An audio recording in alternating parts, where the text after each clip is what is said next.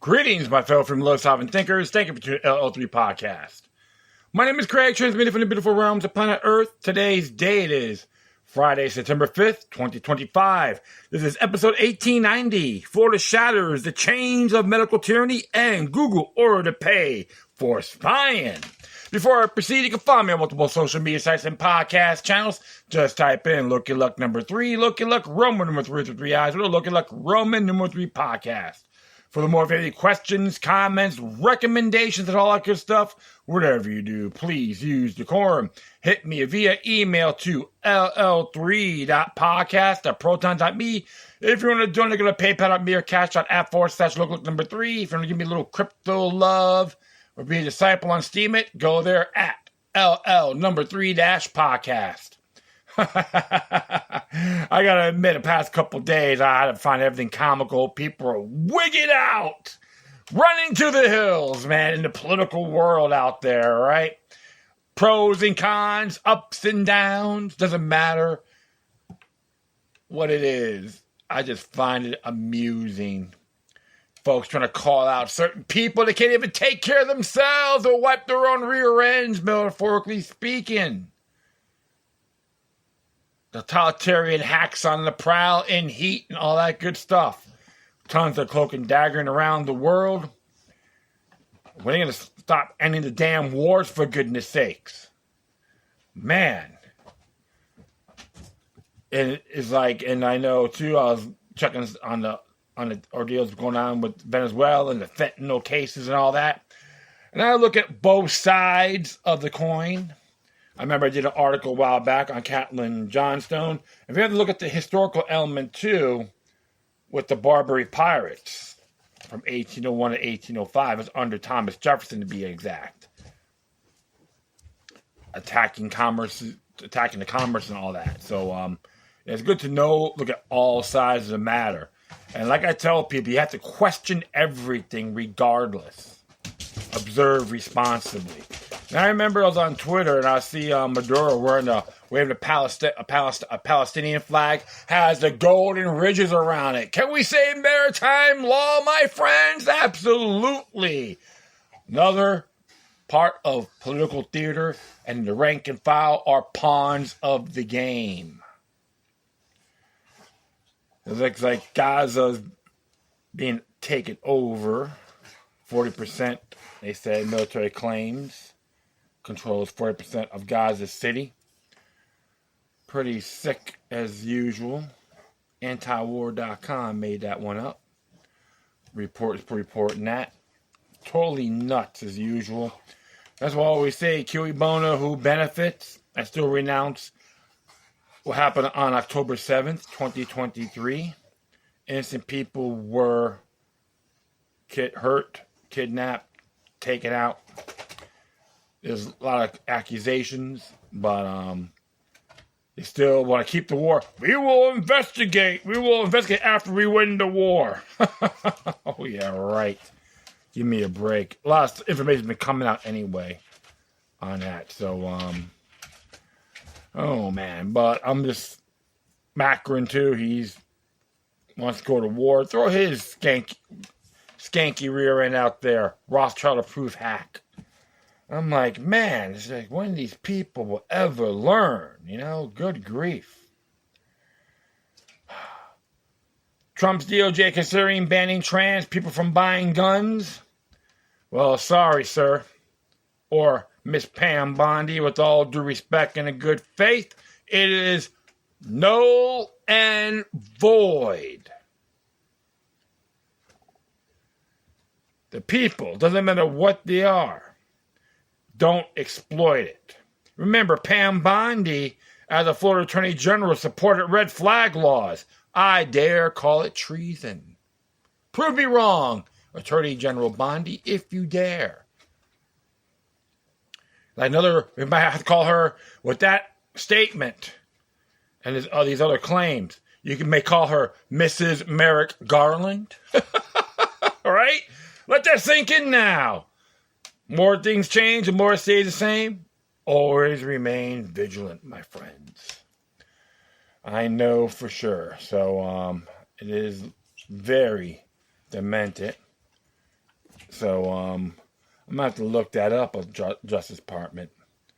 But, everyone told me, like I did my show on that, what happened at Annunciation Catholic Church and the school in Minneapolis. Go by your faith.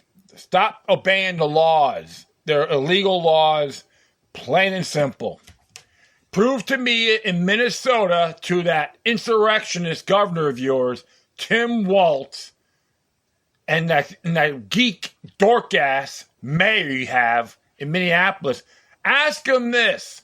Are the police in Minneapolis or Minnesota obligated to protect an individual? All right, I'm dead serious. Let those goofballs know. I'm just tired of this crap. And everyone is like I was watching the video clips of the protesters went to JD Vance. You got to protect us. Hey, how come you're not doing it to Tim Walz or the mayor? Don't go after the vice president, for goodness sake. This is a state and local issue. My goodness, you want to blame the NRA or Donald Trump. It's old, it's stagnant, it's pathetic. Read your damn laws. And I digress. It's just sometimes I get like acidine, okay? I don't like being insulted. That's why people like that, I just mock them, even in person. So there's some strong accusations on that. But as all I know right now, it is pretty demented when you think about it. Who's going to be next? Remember, it's like a precedent. Thomas Paine warned us about this too. I could thank Chris Ann Hall for making that statement on that matter. You look her up, Liberty Attic on Twitter or X. You'd be amazed. She does real good work. That's the kind of people you want to talk to. And of course, NRA. What they have to say about this, according to 100%fedup.com. One moment. I'm just like browsing through here. It says here, according to the NRA's response from 100%fedup.com, news of a potential plan from Donald Trump's administration to block transgender Americans from owning firearms was met with an avalanche of opposition, including from major Second Amendment groups historically aligned with Republicans. National Rifle Association, among the nation's largest, most influential lobbying groups, said the Second Amendment isn't up for debate. The NRA supports the Second Amendment rights of all law-abiding citizens to purchase, possess, and use firearms, the group said in a statement Friday. The NRA will not support any policy proposal that implements sweeping gun bans that arbitrarily strip law-abiding citizens on their Second Amendment rights without due process, the group said. Gunners of America, another major gun rights lobbying group, said it opposes any and all gun bans, full stop. Well, I will say this. I will give kudos to the National Rifle Association for making that statement. I know Gunners of America, they've always been consistent. And look up pinkpistols.org as well, because I know they renounce it. And even the time when horrific event that happened at Pulse nightclub in Orlando, they're the ones that say, hey, it was Omar Martin, not the firearms, that killed the people at the Pulse nightclub. So I did a show on that many years ago too. I was like, man, time flies. Wow. But it was it was a very good article, very good statement they made. So I always like to look through all these sites. So always check them out. And even like myself, okay, rights of individuals. And there's folks out there, you cannot just go after one particular group because who's going to be next, right? It's called a domino effect. And remember, it was the criminal that done this. And I still say Robin Westman or Robert Westman, wherever suits you folks, okay? But they changed the name to Robin Westman. In my view, I can still consider her SSRI case a mind control victim. I'm not defending her actions, okay? Just to make that clear. Well, all right. Well, I did enough of my little rant here. This is one of the few stuff here on censored.news. Check it out. Pretty cool stuff. But kudos to the National Rifle Association and Gunners of America. And I wouldn't be surprised if Pink Pistols made the same statement, which is good. I do renounce this move. And I'm not afraid to say it to Pam Bondi directly. Because I remember what she said, support, once again, the red flag laws for the whole Stoneman Douglas event, which what happened, that person wasn't on his meds and firearm free zones and the cowardly school resource officers, all that. Yeah, we got to learn from the past, my friends. If we don't, we're damned to repeat it. Well, enough of that. But this is what's interesting happening in Florida right now. I'm going to do a couple of articles on this. This one came from newstarget.com, which is a subsidiary to Natural News. Florida shatters the chains of medical tyranny. Surgeon General declares war on vaccine mandates in historic stand for bodily autonomy. Lance D. Johnson wrote this, and let's see what it say here. Imagine a world with no government bureaucrat, no pharmaceutical executive, and no unelected health official can force a needle into your child's arm or yours under the threat of exclusion, punishment, or coercion. A world where medical decisions are scared, as personal as prayer, and as inviolable as the right to breathe. That world is no longer a distant dream. It is dawning in Florida, where the Surgeon General, Dr. Joseph Ladapo, backed by Governor Ron DeSantis, has just declared an all-out rebellion against the vaccine industrial complex and the pervasive coercion and threat of intimidation in the medical industry. With a voice trembling with moral clarity, Ladapo didn't just question mandates, he called them what they are, an instruments of slavery. And with those words, Florida became the first state in America to strike at the very heart of a system that has treated human beings like lab rats and children like property of the state. Ouch! I'll continue on here. Key points. Florida will eliminate all vaccine mandates. Those include force on school children, marking the first state to fully reject coercive immunization policies. Remember, eliminate vaccine mandates, not optional.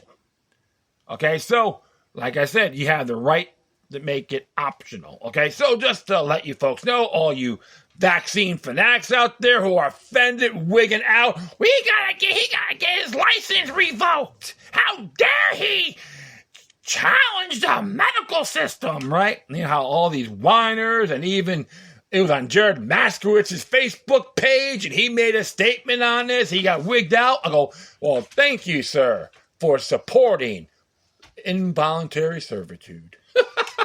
Right? I bet you're like, okay,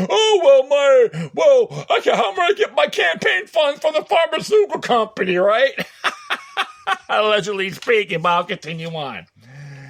Surgeon General Dr. Joseph Ladapo condemned mandates as dripping with disdain and slavery, framing bodily autonomy as a God-given right beyond government reach. The move follows years of suppressed evidence on vaccine risk, from toxic adjuvants, aluminum, mercury, to mRNA's potential for cellular alteration, all while adverse event reports pile up in government's own databases. Florida's defiance exposed the rot of regulatory capture, where the CDC and FDA act as pharmaceutical puppets, ignoring natural immunity and alternative health solutions. The state is prioritizing immune resilience through nutrition, herbs, and detoxification, empowering parents to reject the one-size-fits-all injection agenda. Critics like Outstate FDA advisor Dr. Paul Offit shriek about public health risk, but Florida's data shows vaccine uptake is already declining as parents wake up to the lies of forced medicine. This battle isn't just about vaccines. It's all about who controls your body, you or a corrupt system that profits from your compliance. The slavery of syringe, how vaccine mandates turn children into pharmaceutical property. For decades, the vaccine industry has operated a feudal lord demanding tribute in the form of childhood blood. The ritual is familiar. A parent clutching a squirming toddler marches into a pediatrician's office where a nurse wields a syringe like a sacred dagger. No questions allowed, no debates tolerated. The state has spoken, inject or be cast out. Schools became the enforcers, health departments became a false authority, and dissenters, parents who dared to ask why, were branded as heretics, forced to grovel for exemptions like serf begging for scraps from the master's table. Dr. Ladapo didn't just challenge the system, he is torching it to the ground and inspiring other states to follow suit, restoring ethical practices in medicine and challenging bodily slavery and subjugation, vaccine mandates. Every last one of them is wrong and drips with disdain and slavery, he declared, his voice cutting through the stale air of medical authoritarianism. Who am I as a government to tell you what you should put in your body? Your body is a gift from God. In those words, he didn't just reject mandates, he reclaimed the divine right of bodily sovereignty from a system that has treated human beings as pharmaceutical chattel. But how did we get here? How did a medical procedure, one with real risk, real failures, and real alternatives, become a non-negotiable sacrament of modern life? The answer lies in a century of deception where public health agencies became marketing arms for Big Pharma, and dissent was erased with the same efficiency as erased VAERS report. The CDC's vaccine schedule has ballooned from a handful of shots in the 1980s to 77 doses by age 18, a toxic overload that coincides with exploding rates of autism, autoimmune disease, and childhood chronic illness. Meanwhile, the FDA and CDC have been caught in a revolving door of corruption with officials like Dr. Paul Offit, who once infamously claimed a baby could handle 10,000 vaccines at once, cycling between regulatory roles and pharmaceutical paychecks. Yes, so I say if I bend over and do it with another man, still makes me heterosexual, right? Think about that, folks. Come on. Get real here, right? Then came the mRNA. The COVID-19 shots rushed to market with no long-term safety data have now been linked to DNA contamination, spike protein persistence, and skyrocketing adverse events, including heart inflammation, neurological damage, and sudden deaths in young, healthy individuals. Yet when Ladapo dared to warn Floridians about these risks in 2023, the media howled in outrage, accusing him of spreading misinformation, the same smear used against any doctor, scientist, or parent who dares to question the syringe cult. Florida's rebellion isn't just about COVID, it's about every mandate from the hepatitis B shot given to newborns for disease spread through sex and needles to the HPV vaccine push on preteens, despite no proof it prevents cervical cancer in the vaccinated, is about the flu shot, which fails more often than it works, and the chickenpox vaccine, which has shifted infections into adulthood where they are far more dangerous. It's about aluminum and mercury still lurking in childhood shots, linked to neurotoxicity, while the CDC insists they're safe. And it's about the parents, the ones who watch their children regress into autism after vaccines, the ones who bury their teens after the COVID shot, the ones who lost their jobs for refusing an experimental injection.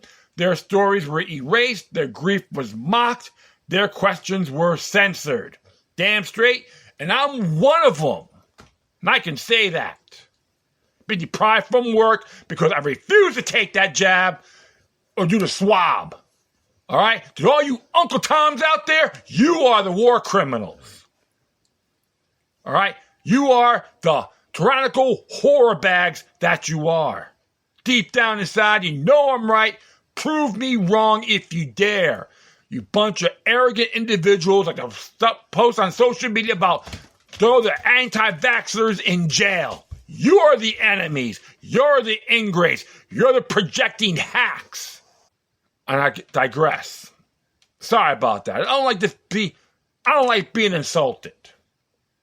I'll continue on. Until now, the immune system, nature's vaccine that Big Pharma can't patent. The vaccine industry's greatest lie isn't just that shots are safe and effective, it's that your body is helpless without them. For generations, natural immunity, the real lasting protection gained from recovering from an illness, was the gold standard of medicine. Then came Edward Jenner's cowpox experiment, followed by Louis Pasteur's germ theory, and suddenly the human body was framed as a weak, defenseless vessel in need of constant pharmaceutical intervention. The Rockefeller seized on this narrative, demonizing natural medicine while monopolizing synthetic drugs, and by the mid-20th century, vaccines became the cornerstone of a medical religion, one that demanded blind faith and punished hearsay. But here's the truth. The human immune system is a marvel of divine engineering. When nourished, it adapts, remembers, and overcomes pathogens with a precision no syringe can match. Natural exposures to viruses and bacteria trains immunity for life, while vaccine-induced antibodies often phase within months, leaving the body dependent on boosters and vulnerable to the very diseases the shots claim to prevent. Yet, when parents choose these paths for their children, they are labeled anti-science and threatened with exclusion from public school systems and the military. When doctors prescribe ivermectin or vitamin C, they're stripped of their licenses. When scientists question mRNA's long-term effects, they're deplatformed and defunded. Why? Because natural immunity can't be patented and pokes holes in the theory that vaccines are the saviors of mankind. Because a healthy population doesn't need big pharma, and because free people are a threat to control. The war for the future. Will Florida's defiance spark a national uprising? Florida move is more than a policy shift. It is a declaration of independence from a medical police state that has bullied, coerced, and experimented on the public for generations. But the pharmaceutical priesthoods won't surrender without a fight. Already the media attacks dogs are howling about measles outbreaks and endangered herd immunity, the same fear porn they've used for decades to shut down debate. Dr. Paul Offit, the vaccines industry's most aggressive cheerleader, was just ousted from the FDA's Vaccine Advisory Committee, yet the establishment still trots him out to smear Florida's rebellion as dangerous. He needs that money real bad, right? But here's what they won't tell you. Vaccine uptake in Florida is already declining, not because of mandates, but because parents are waking up. Natural immunity works. Countries that reject COVID shots like Sweden and Florida have lower excess death rates than hyper-vaccinated nations like Israel and Canada.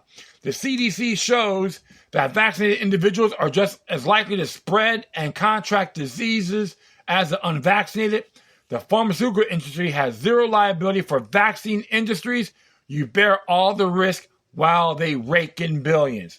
Florida isn't just ending mandates, it's exposing the entire racket.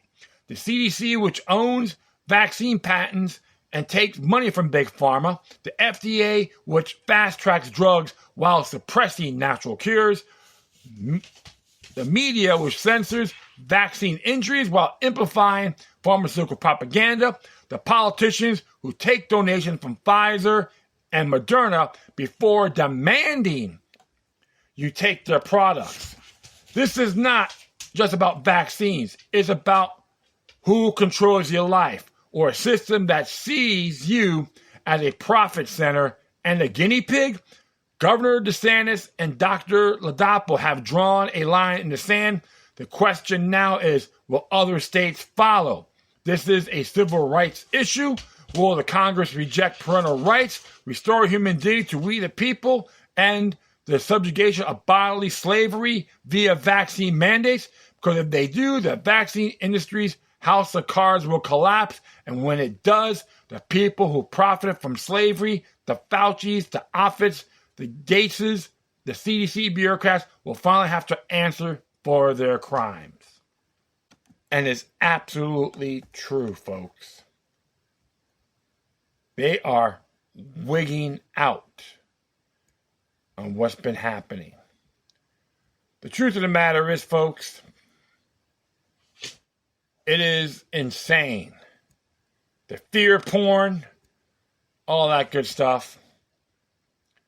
And it really gets my goat. If you read Article 1, Section 2 of the Florida Constitution, talk about basic rights, and it states that all our natural rights are considered inalienable. Certain natural rights are considered inalienable. I will put that in the footnotes. You can read it for yourself. To all you dingleberries out there, you farmers, big farmer slaves, I call you, peasants, need to read that too. And I've done that. When Broward County Commissions had the audacity to during the whole COVID lockdowns around 2021, saying that, oh yeah, what we can do, if we can ease the restrictions by having people show their COVID cards. Well, I blasted the hell out of them. That time was Commissioner Gessler, I think his name is. Career politician. He was mayor at the time. Chairman. He didn't like what I said. Great thing about that, because everyone I called in were opposition. Opposed it. No one actually, there was no petition saying we support it. None. Zero. Therefore, when they had a little caucus, well, I talked to some people. They don't count. They should have letters there. Phone call with them. Say, hey, this person did bum, bum, bum. Log in. That'd be different. But no. That's hearsay. We lay down facts. And I know, too, like myself, I just did everything on the legal aspect. Which they violated the Florida Constitution and the county's resolution on affirming civil rights to all residents of Broward County, which they nullified the Florida Medical Powers Act. And they want to contradict it with that item. Little history lesson on that.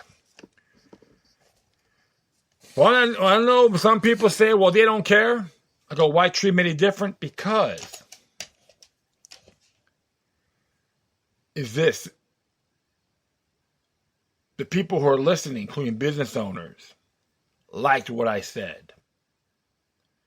I think it's called the Wharf. It was in Fort Lauderdale. Those little COVID cops in Broward County trying to come in. Oh, I'm going to get the mask. And the manager's like, get the hell out of my property. I was sitting on the bench over there by the river. And I'm like, ooh. I just smiled. I think it was great. Probably heard my statement at the meeting.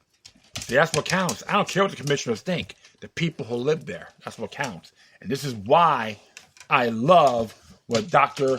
Ladapo has to say. And even Governor DeSantis, and I have my reservations. I did shows on him criticizing his actions, his decision making. But on this angle, on this item, I do this.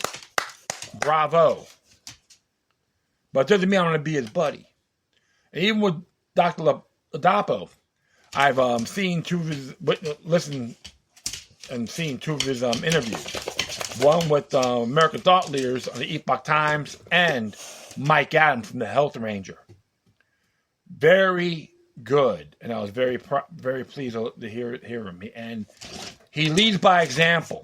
He's not some conformist that wears a cowbell around his neck and looks like a total slob. And I admire that. Well, I say this. Keep it up. Everyone needs to follow through. And all you folks out there within the 50 states in the union, read your state constitutions, Declaration of Bill of Rights, and you can throw it back at these bastards in your government, state or local. Well, Final segment will be coming up, so stay tuned. All right, I'm back. Do one more here. Came from reclaimingnet.org. Came out today. Google ordered to pay $425 million for tracking users who disabled web and app activity setting. Oh, privacy setting were more like polite suggestions than actual boundaries. This is what Ken Macon has to say. Google has ordered to pay $425 million after a federal jury concluded the company improperly harvested data from users who had explicitly chosen to disable a tracking setting within their accounts. The ruling follows a lengthy legal battle over whether Google respected users' privacy choices under the web and app activity option. The class action lawsuit, which dates back to 2020, alleged that despite user instructions to turn off tracking, Google continued to monitor activity through partnerships with widely used apps like Uber, Instagram, and Venmo. Venmo, right? Yeah. These platforms integrate with Google's analytics tools, serve as back channels for data collection. The jury in San Francisco determined that Google violated privacy rights on 2 separate counts, though it found the company did not act with malice. As a result, the judgment does not include punitive damages. Still, the verdict represents a major legal setback for one of the world's most powerful data-driven businesses. Google spokesperson Jose Castaneda signaled the company's intent to appeal, stating, "This decision misunderstands how our products work. Our privacy tools give people control over the data, and when they turn off personalization, we honor that choice." David Boyes, attorney for the user, said in response that they were obviously very pleased with the verdict the jury returned. According to the case, Google spent nearly a decade collecting data from users who had opted out of tracking, storing that information, even as the company assured users they could control what was saved. Google defended its practices during the trial, claiming the data was anonymized, encrypted, and separated from users' personal identities or account information. Despite those assertions, U.S. District Judge Richard Seaborg certified the matter as a class action, ultimately covering tens of millions of users, as well as over 100 million devices. This verdict is the only the latest in a series of privacy-related legal troubles for Google. In an earlier case, the company reached a nearly $1.4 billion settlement with the state of Texas over alleged violations of state-level privacy rules. In another 2024 agreement, Google promised to wipe out billions of records related to what users believe were privacy browsing sessions, including those conducted in incognito mode, as part of a settlement addressing similar concerns over unauthorized tracking. The $425 million penalty may not match the $31 billion initially sought by plaintiffs, but the decision adds to growing legal and public pressure on the company to confront how it handles personal data, particularly when users have taken clear steps to protect their privacy. Well, it's this simple. Even yours truly is doing something. We gotta learn to decentralize ourselves, not to rely on these big tech companies. And I have those bad habits too, and I openly admit that, folks. But I'm learning little by little. We need to start doing that ourselves, each as individuals. The truth of the matter is, folks, Google needs us more we need them. That's the attitude you have to have. Try to hit better search engines? Absolutely. There's plenty of them out there. You don't need the big boys. That's how we got to learn to better ourselves.